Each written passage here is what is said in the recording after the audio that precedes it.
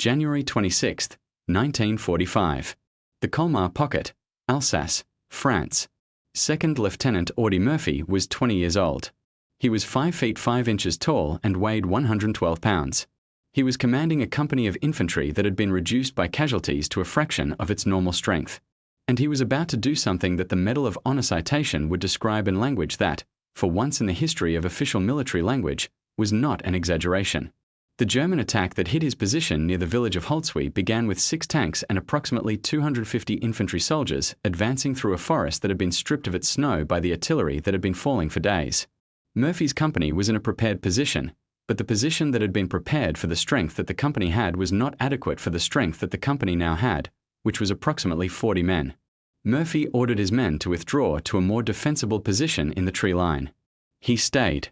He stayed at the forward position with a field telephone, directing artillery fire from the battalions in support, and when the artillery was not sufficient to stop the German advance, he did something that the senior officers who reviewed his actions afterward described as beyond the bounds of any training that the army had provided or any expectation that any training could produce. He climbed onto the burning tank destroyer that had been hit earlier in the engagement and was still on fire, and he used its .50 caliber machine gun to engage the advancing German infantry. He was alone, on a burning vehicle that was in danger of exploding, in a position that was well within the range of the 6 German tanks that were advancing toward him, and he was engaging 250 German soldiers with a single machine gun while simultaneously directing artillery fire on his field telephone. He did this for 60 minutes. In 60 minutes, he fired the .50 caliber machine gun until it was out of ammunition, killed approximately 50 German soldiers, used his field telephone to direct artillery fire that disrupted the German advance, and repeatedly refused orders from his battalion commander over that same telephone to withdraw. When the ammunition was exhausted and the German attack had stalled and the burning tank destroyer was in imminent danger of exploding, he got off it, walked back to his own lines, organized a counterattack with his remaining men, and drove the Germans back to their original positions. He had been wounded in the leg. He did not report the wound until the next day. This was Audie Leon Murphy, and the story of how he came to be on that burning tank destroyer on January 26, 1945 is one of the most extraordinary American stories of the 20th century. Audie Murphy was born on June 20, 1924, in Kingston, Texas, the 6th of 11 children of a sharecropper family that was poor in the specific way that rural Texas in the 1920s and 1930s produced poverty, a grinding, constant, unavoidable limitation of resources that shaped every choice and every aspiration. His father abandoned the family when Murphy was a young child.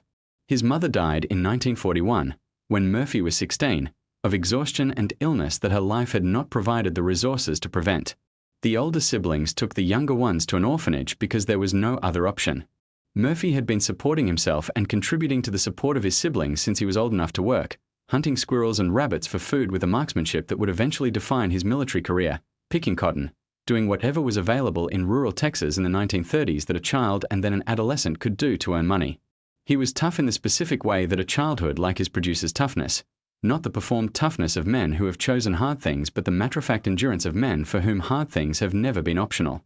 He was also, by every account from the men who knew him before the war and from the military personnel records that document his service, a naturally gifted shooter of the specific kind that grows up in rural Texas in the 1930s, a man for whom the relationship between a weapon and a target was intuitive and accurate in ways that training can refine but cannot create. He tried to enlist in the Marine Corps after Pearl Harbor and was rejected because at 16 he was too young. He tried the Navy and was rejected for the same reason. He tried the Paratroopers and was rejected because at 5 feet 5 and 112 pounds he was too small. The Army accepted him. He was assigned to the 3rd Infantry Division, a regular Army division that had been fighting since the North African landings in 1942 and that had built the combat record and the institutional pride of a unit that had been tested repeatedly and had not been broken. Murphy joined the division in North Africa, saw his first combat in Sicily in 1943, fought through the Italian campaign, and landed in southern France in August 1944 as part of the invasion of the French Riviera that was intended to support the Normandy breakout. By January 1945, when the engagement at Holtzwihr occurred, Murphy had been fighting for 2 years. He had been promoted from private to officer through battlefield promotions that reflected a performance so consistently outstanding that the Army's normal advancement channels could not keep pace with what the combat record required. The men who served with him during those 2 years described qualities that the combination of his specific background and his specific aptitude had produced, and that the combat experience had refined rather than created.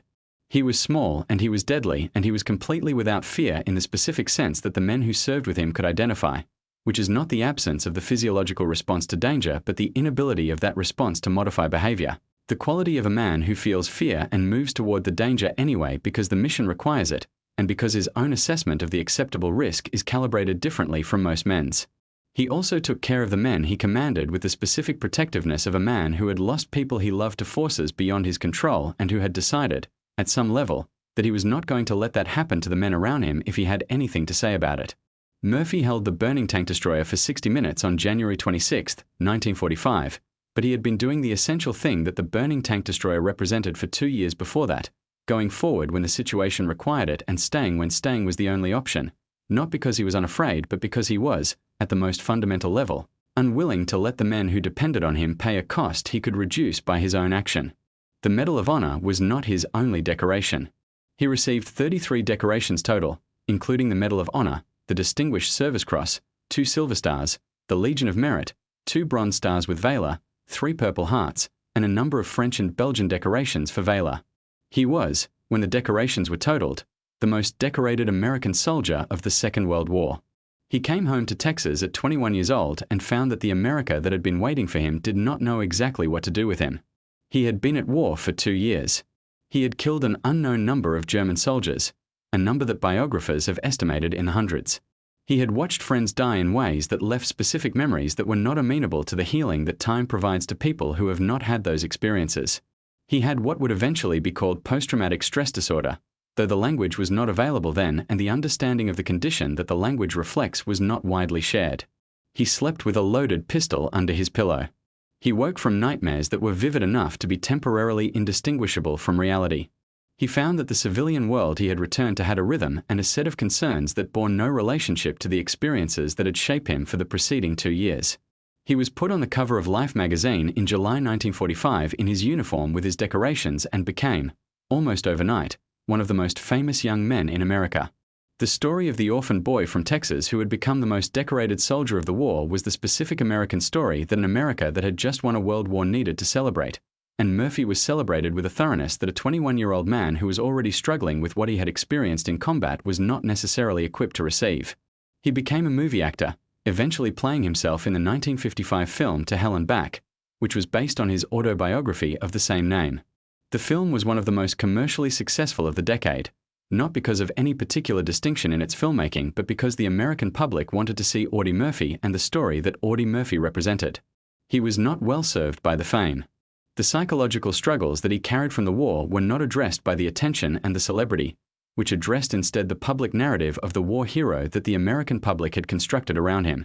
He spoke publicly about what he was experiencing at a time when speaking publicly about the psychological casualties of combat was not something American veterans commonly did, and his speaking generated attention that helped produce the conversations that eventually led to greater understanding of and treatment for combat-related psychological trauma. He died in a private plane crash in Virginia in May 1971, at the age of 46, on a business trip. He was buried at Arlington National Cemetery, and his grave, near the amphitheater and the tomb of the unknown soldier, is the second most visited grave at Arlington after John F. Kennedy's. The men who visit it come for different reasons. Some come because they know the story of the burning tank destroyer and want to pay respects to the man who stood on it. Some come because they are veterans who recognize in Murphy's post-war struggles something of their own experience and want to acknowledge that recognition in the most direct way available to them. Some come because they are from Texas and because Murphy is the specific Texas story of the 20th century, the boy with nothing who became, through the specific combination of aptitude and circumstance and the choices that a man's character leads him to make, something that no one who knew him as a child picking cotton in the red dirt of Hunt County could have anticipated. He was 5 feet 5 inches tall and he weighed 112 pounds and he stood on a burning tank destroyer for 60 minutes against 6 German tanks and 250 German soldiers because his men were behind him in the tree line and he was not going to let those tanks reach them. That is all. That is the whole of it. That was enough.